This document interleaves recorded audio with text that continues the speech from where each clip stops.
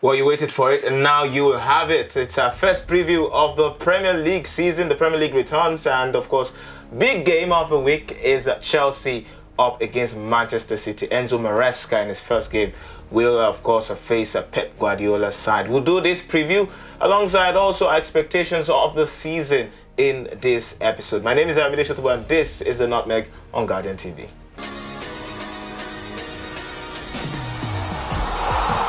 Alright, so of course I'm sure you're buzzing to see, of course, what our predictions will be for the game Chelsea versus Manchester City. And joining me to do the preview is Solace. He returns here, and of course it's been great starting with you this season because, I mean, it's a long haul, 9 months, 10 months, and we're talking about club football back at its peak.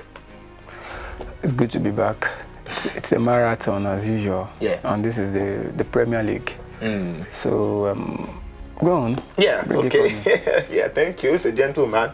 Anyways, he doesn't have a club side in England. I know he has affinity with another club outside of England. So he will wait for the La Liga to return. But we're talking about the Premier League today.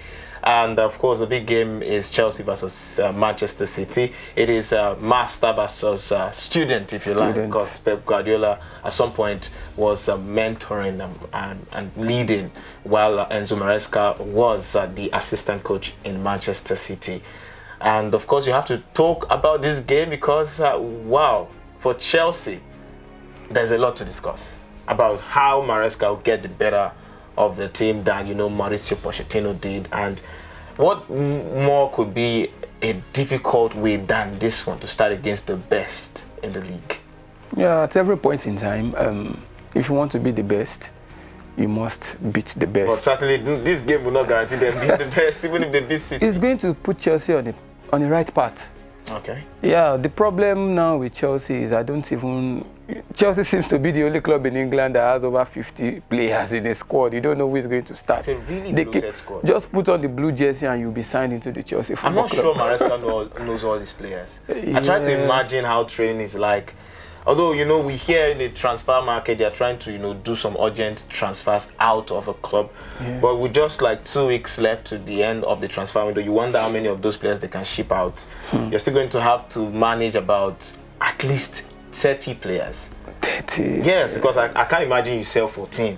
Because they have about 45 or thereabouts now. I can't imagine you sell 14 in the next 2 weeks. Anyway, talking about the game at hand, it's a straightforward prediction for me. Manchester City. Yeah, for two simple reasons. Enzo Maresca, irrespective of whether he learned from the best in Pep Guardiola, is just understanding this team. Yes. And Guardiola has been with the Manchester City team for more than 4 or 5 seasons Close now. to a decade now. Close to, So if Chelsea get a draw, it will be failure on Manchester City's part. So it's definitely a straight win. For Bookers, a straight win. Manchester City. Yeah. Well, you asked me this question. I'll throw it back to you. What are your expectations? Do you think City will go ahead and win the title again this time? Yeah. The league is not won in the first 10 rounds of game, but we know Manchester for who Manchester City is. They will always be in the argument. And judging by what happened in this transfer window, if I'm going with Manchester City, definitely I will also be going with Arsenal. That's another team who has done fantastic job in this transfer market. In the conversation for like 2 seasons now, back to back. Back to back, and this is their season. This is going to be a very competitive season this time around. United has a point to prove with Ten Hag.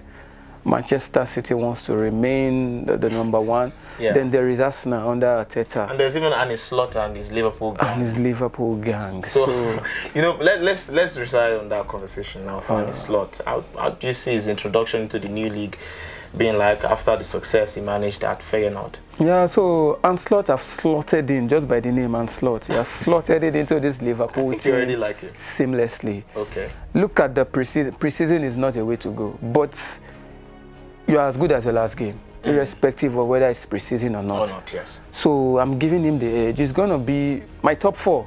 Sorry you didn't ask me, but I'm giving it. Yeah, of course. Manchester City will be in the top 4 in no particular order. Manchester City, Arsenal, Liverpool, and then Manchester United. Okay, let's now talk about Manchester United. We see the business they are doing in the transfer market, how, of course, Erik ten Hag is trying to reshape that team. There's been a lot of transformation in the last couple of months. Ruud van Nistelrooy coming in, homecoming for him, assistant manager, leaving a job as manager to come back to Old Trafford is a statement in itself. And then you have players that they bought now. Lenny Yoro, unfortunately, is now injured. Will make his introduction to the team properly in the next couple of months. Joshua Zirkzee is one to watch out for. Fine player from Bologna, Serie A Young Player of the Season last year. You also look at the players that we know are coming, the leaked. We also know that Mazraoui, both from Bayern Munich, the way they've even completed both deals is a statement, and there could be more. I don't think at this point that the problem will be players. I think there will be no excuse for Erik ten Hag if he can't get the best out of this team this time. Yeah, like I said earlier, it's going to be a very competitive league this time around. But Manchester United, the way they've gone about their transfer this summer, it's been fantastic. And like you said, there is no excuse for ten Hag. However, there is this sympathy he always had. He has never gone trophyless ever since he's been in Manchester United. Yes. Despite all the challenges. Let's put that into... You have to respect him. So the United fans, all they want to see is consistency and good football. Yes. There's a difference between winning a trophy, sluggishly, and then playing unattractive football. You have the talent. Yes. Now you have to prove a point. Absolutely. So there is no excuse, like I said. Okay. There is no forgiveness. If ten Hag doesn't deliver, he should leave. Well, Man United start their campaign on Friday. It's the opener against Fulham at Old Trafford. So, of course, we'll begin to see if we'll see this attractive football that you're talking about. But now let me ask you this last question. A 21 question, by the way. Who do you think will be underperformers of the season?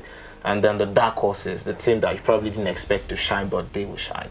They shine forth. Let me pick it from the team that I refer to as the dark horses. Okay. Last season, the margin between making a top 4 and Aston Villa was so tiny. My dark horse this season will be Aston Villa. Again?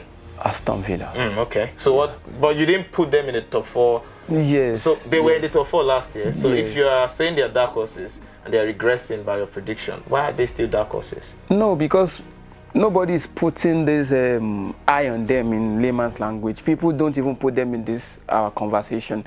Look at it now. If you didn't ask me this question, Aston Villa would never be in the conversation of being top 4 or anything. But they were last year. But this time around, I see them going a bit further. A bit further? Yes. Who would you drop away from the top 4 for them? It's going to be competitive. Yeah, of course, as always, the Premier League will be. But then underperformance, obviously, that team that you expect so much from. Last year it was probably Man United. This year, who would it be? Chelsea. Will that come as a shock? It should come as a shock going by. Chelsea has arguably 45 players. And judging by your resources, you are expected to, yes, you should do more than the rest. But this is a team, I don't see, they don't even know what they are doing currently. The interesting thing is they are still looking to make additions. So the fans will expect this is their season, this is their year, based on the signings. But based on what I am seeing. I mean, they just got Pedro Neto. And Pedro Neto, 50-something million. While Samuel Morodion's deal, a Spanish player of Nigerian heritage, while his deal is looking like a fall through. Joao Felix is a name being mentioned. We know he's done the Chelsea jersey before, but man, Enzo Maresca has a lot of questions to answer. A lot of headache.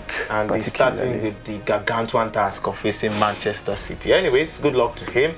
And thank you very much for watching this episode of the Nutmeg. You can be part of our community here by hitting the subscribe button there on YouTube, and also tapping the notification bells to get all our latest content. Also, you can follow us on social media. We're still Garden Nigeria on all platforms. Thank you very much, Solis. You're welcome. Impressive as always. Nice doing this. Eloquent and articulate. Thank you for watching. My name is Ayomide. I'll see you in the next episode.